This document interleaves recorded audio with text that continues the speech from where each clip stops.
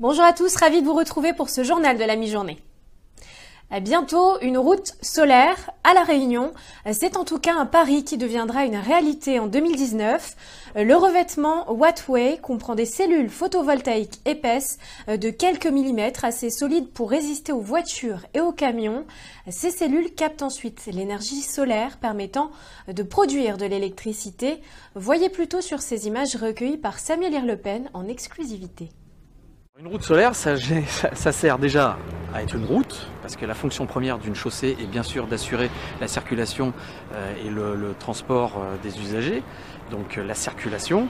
Mais justement, cette nouvelle fonction supplémentaire que apporte Wattway est de générer également de l'énergie, de produire de l'électricité, d'utiliser ces 90% de temps d'exposition qui ne servent pas à la circulation des véhicules, à utiliser ce temps perdu, entre guillemets, pour générer une fonction, générer une énergie d'électricité. Cette énergie, après, on peut imaginer qu'elle peut être destinée à beaucoup de fonctions. On peut tout simplement alimenter les candélabres et la lumière des routes. On peut aussi alimenter des panneaux publicitaires. On peut aussi alimenter les bâtiments qui se trouvent à proximité de cette chaussée.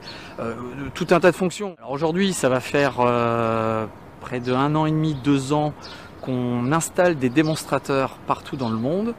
La Réunion a justement fait l'objet de ce démonstrateur qui a consisté à réaliser 25 mètres carrés sur le site de GTOI pour voir un petit peu et d'analyser comment ce système évolue.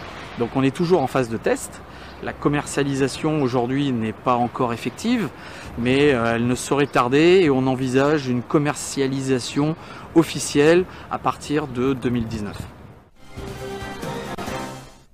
Inquiétude à la SIDR depuis la reprise par une filiale de la Caisse des dépôts et des consignations. Une grève illimitée a débuté ce matin devant le siège à Saint-Denis. Une centaine de salariés sont donc mobilisés. Leur mot d'ordre, une amélioration de leurs conditions de travail, ou alors ce sont les locataires qui en paieront les frais. Samuel Irlepen s'est rendu sur place. Nous l'a été repris par un repreneur national et on a des exigences qui dans la façon de faire surtout, ne correspondent pas avec notre réalité à nous. On a une politique de départ volontaire, plus ou moins volontaire. Au final, il fait une diminution de personnel de plus en plus accentuée. L'année passée déjà, donc nous avons 37 personnes parties. Cette année, il est prévu 30. L'année prochaine, encore 30. Par contre, la charge de travail, ça augmente, mais de toute façon, tous les départs ne sont pas remplacés. Donc là, de toute façon, les moyens de réaliser correctement notre mission, la point. Une fan zone pour regarder les matchs de l'équipe de France pendant la Coupe du Monde.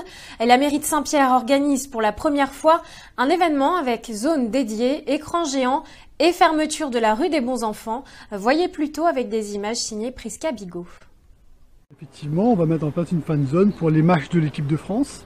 Je précise, notamment pour les 3 premiers matchs de poule et éventuellement, et on pense à la qualification pour le 8e de finale. C'est une première dans une zone sécurisée sur ce parking qui est situé à côté d'un grand magasin dans la rue François de Mailly. Pourquoi ? C'est surtout faire le premier jour, c'est la veille de la fête des pères, donc emmener des gens au centre-ville pour qu'ils puissent passer un moment agréable pour regarder ce match, mais aussi puisqu'il y aura une rue piétonne, la rue François de Mailly sera piétonne, il y aura des animations et on attend effectivement un grand nombre de personnes parce qu'on sait très bien que les Réunionnais sont friands de matchs de foot et notamment sont très supporters de l'équipe de France. Le dispositif de sécurité mis en place a été vu en sous-préfecture puisque bien entendu pour ce genre de manifestation il y a eu déjà des réunions qui ont eu lieu, il y aura même une commission de sécurité qui passera le jour J.